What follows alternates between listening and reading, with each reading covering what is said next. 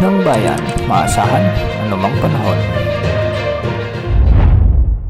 Magandang araw po sa ating lahat, narito ng update sa lagay ng ating panahon ngayong araw ng Miyerkules, October 30, 2024 at sa binabantayan nating si Bagyong Leon.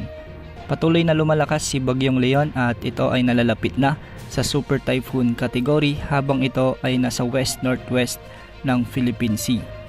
Huling namataan ang sentro nito sa layong 395 kilometers silangan ng Calayan, Cagayan. Taglay na nito ngayon ang napakalakas na hangin na umaabot sa 165 kilometers per hour malapit sa gitna at pagbugsong umaabot sa 205 kilometers per hour. Sa ngayon ay kumikilos ito ng west-northwest o kanluran, hilagang kanluran sa bilis na 15 kilometers per hour. Dahil nga dito, nakataas na ang tropical cyclone wind signal number 3 sa bahagi ng Batanes at ang eastern portion ng Babuyan Islands. Ang mga lugar na ito ay dapat maghanda sa malalakas na pag-ulan at pagbugso ng hangin sa loob ng 18 oras. Posible rin ang matataas na pag-alon o mga storm surge, kaya doble ingat po sa mga nakatira sa mga coastal areas. Samantala nakataas naman ang tropical cyclone wind signal number 2 sa nalalabing bahagi ng Babuyan Islands, sa may Cagayan, ang northern at eastern portion ng Isabela, sa may Apayao, Kalinga, ang northern at eastern portion ng Abra at ang eastern portion ng Mountain Province kasama na ang Ilocos Norte. Samantala nakataas naman ang tropical cyclone wind signal number 1 sa nalalabing bahagi ng Isabela, Quirino, Nueva Vizcaya, ang nalalabing bahagi ng Mountain Province, sa may Ifugao, Benguet, ang nalalabing bahagi ng Abra, Ilocos Sur, La Union, Pangasinan, Nueva Ecija, Aurora, ang northeastern portion ng Tarlac,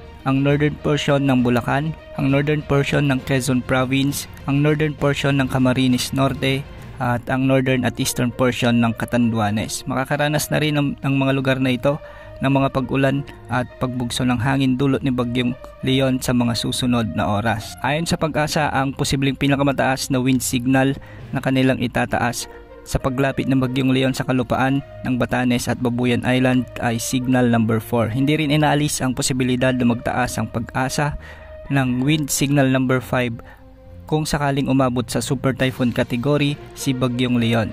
Ayon naman sa latest track at intensity outlook nito, patuloy nakikilos si Bagyong Leon ngayong araw ng hilagang kanluran hanggang sa maglandfall ito sa eastern coast ng Taiwan bukas ng hapon. Inaasahang tatawirin ni Bagyong Leon ang Taiwan at magiging north-northwest na ang kanyang pagkilos patungo sa East China Sea. Posibleng lumabas ito ng ating area of responsibility sa araw ng Biyernes ng umaga.